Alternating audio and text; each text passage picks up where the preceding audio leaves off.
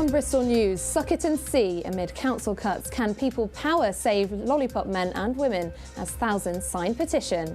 And got me wrapped up how getting your prezzies looking perfect can help rough sleepers this Christmas. So during the conversation, use the hashtag Bristol News.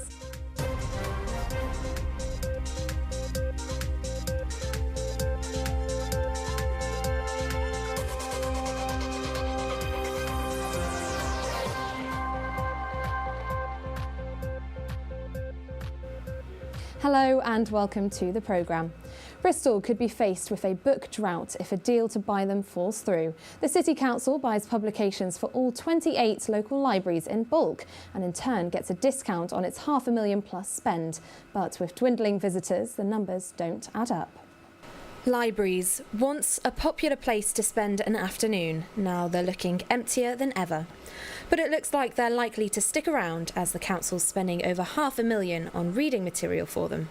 We have a contract to buy books, and we buy books through a book supplier, so we don't use local bookshops or anything like that. We go to a professional book supplier that provides library books, and that's their job.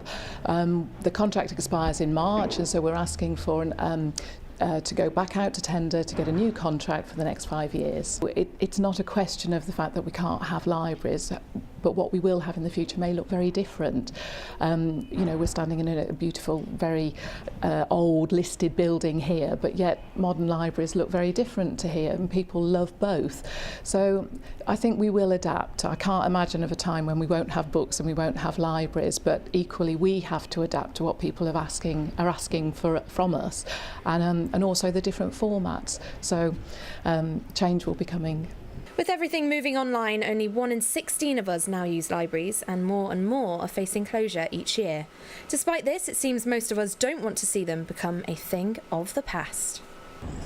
There is threat of closure to some of these libraries, and basically they need to be defended. It's there as a resource, though. I mean, that's 1 in 16 maybe only at a specific time, but I think it's a fantastic resource that is there available. And there are many people who can't afford a computer, and increasingly access to computers is a very important part of their service. I talked recently to a refugee who'd just come to the UK, and he was staggered to find that he could come into a library and borrow books, and it's a wonderful resource and it needs to be defended. The council's current contract's coming to an end.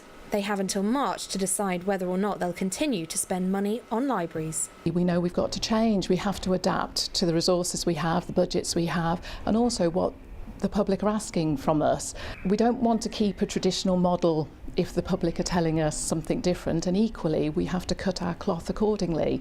So it seems that libraries across the city are changing, but our love for them is still the same. Staying with council spending, and more than 1,500 people have signed a petition calling on the local authority to save school crossing patrols. The move comes after plans to axe lollipop men and women that could save £360,000 are being considered.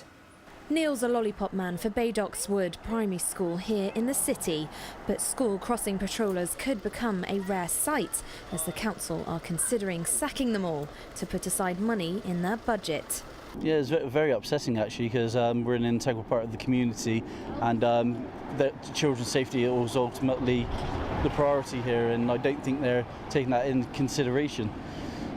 Maybe look at your spending before you go cut in integral parts of community like libraries and things, instead of spending £200 million on maybe the metro bus or improving the city centre that didn't need improving.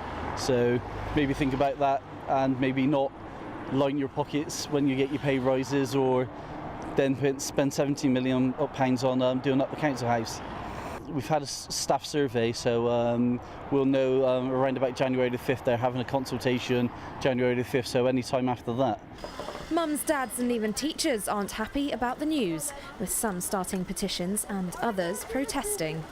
Well, our school's situated on an extremely busy road that dissects a major estate, and at the far end of our estate there's one of the major arterial roads of North Bristol, so it's a massive traffic flow through here every single day, and we just wouldn't be able to maintain the children's safety without our school crossing patrol. I think it's really disappointing. I think the way that we've utilised the school crossing patrol and the staff that we have doing our school crossing patrol make it a really valuable part of our school community. They're well known, they're well liked, they're well respected, they play an integral part in the children's safety every morning and every evening, and I just think it'd be really sad if we lost that service.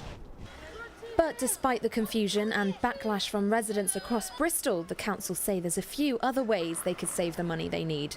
In a statement they told us, "We are having to consider difficult choices if we are to save upwards of 90 million to balance the books. We know that many of the possibilities in our draft corporate strategy will not be popular with everyone. Road safety will continue to be a priority for the council, and we strongly support the use of lollipop men and women. But we need to be open to the possibility of doing things differently in future." So, while these lollipop men and women ensure the safety of children, helping them to cross roads and even watching out for bullies, we'll have to see if they stick around. Now for some news in brief, and the man who died after being attacked outside the George Inn pub in Shirehampton has been named. 35-year-old Ryan Seymour from Southmead died in hospital on Sunday after suffering serious head injuries 2 weeks ago. His family said his death had a drastic effect on them. And police want to trace a man after a 70-year-old man was robbed for his debit cards, which were then used to withdraw cash. In these images, the suspect can be seen clearing out the pensioners' accounts at the NatWest ATM in Shirehampton. Anyone who recognises this man should call 101. And a memorial plaque's been unveiled at the site of a former workhouse in Easton, near to where thousands of people are buried. The gates of the facility, in operation for 80 years, are now all that's left of the site. The workhouse was often a last resort for many destitute Victorians when it opened in 1847. So we investigated a little bit further and found that, of course, this was originally the site of Eastville Workhouse, which was a massive institution in the Victorian period. It was built in 1847, and this area here, right where we're standing, was the kind of burial ground for that institution for about 50 years. And so we decided to go and investigate to see if we could find out who was actually here, because there was no sign or any marker that anybody was actually buried here. But yeah, certainly very shocked when we discovered the amount of people. And to be honest, what we really wanted to do was to collect all the information about their names, their ages, where they were from, and so that would be a permanent record of the people that were here, rather than disappearing, which is apparently what the workhouse system wanted to do. We're going to put in a slate memorial, so it's going to be a standing stone, which will be engraved with obviously some words of remembrance, and that will be here for 1,000 years or more, perhaps. That's the plan. Now, Weston General Hospital has been given a prestigious award, recognising it as baby-friendly. This award sees Weston-super-Mare officially becoming a baby-friendly town. The new status for Weston-super-Mare recognises the work staff at the hospital have done to promote breastfeeding and support new mums. We sent Yasmin to find out more. With just over half of the maternity units in England being officially recognised as baby-friendly, Weston General Hospital is the latest addition. Weston-super-Mare is doing really well, because obviously there are social needs, varying social needs in the Weston-super-Mare area, and it can be very difficult for an NHS to respond to those, and this is a marker of quality in that response. Worldwide, Great Britain isn't doing very well. We seem to be able to help women initiate breastfeeding, but we're not good at helping them to maintain breastfeeding. And so everything that we can do in the UK is helping that, and it's great that the health visitors are also baby friendly accredited, because of course that's part of their roles, to help mothers maintain their feeding. It's the final piece to the puzzle to officially grant Weston-super-Mare the baby friendly town title. Nurses and teams across the area have been working hard supporting mums on their journey into motherhood. It's the woman's voice, because it is not an easy award to get by any means. It's a lot of hard work, and it's the women who give the feedback about the care they get. So it is celebrating the women's voices. We make sure that when babies are born, they're kept very close to the mother in skin-to-skin contact. We make sure they have early feeds. We make sure that mothers know how breastfeeding works so that they can make sure that their baby's fed frequently enough, which helps their milk supply. We make sure they know the importance of keeping their baby with them. So it's not just about getting milk into the baby, it's about making sure that the mother-baby bond is really strong as well. Lucy's a midwife who is also currently on maternity leave. I am amazingly proud of Weston, amazing of maternity services and of the health visitors who have done really, really good work as well. And I just want us to continue, like us to strive further and further and further and further. Oh, to get even better. Yeah! To make things even better and to let women really carry on feeding for as long as they want to. Oh. But it's not just the hospital. Local councillors and businesses have been working hard to create safe places for women to breastfeed. The Breastfeeding Welcome Scheme really offers families the opportunity to head out for a day without worrying if they can stop and breastfeed, in comfort and without challenge.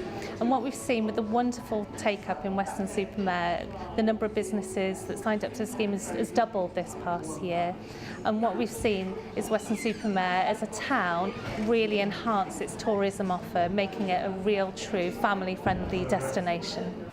So now it's hoped that mummies visiting or living in the area will now feel more confident going out and about with their little ones. I'm Yasmin for Made in Bristol TV.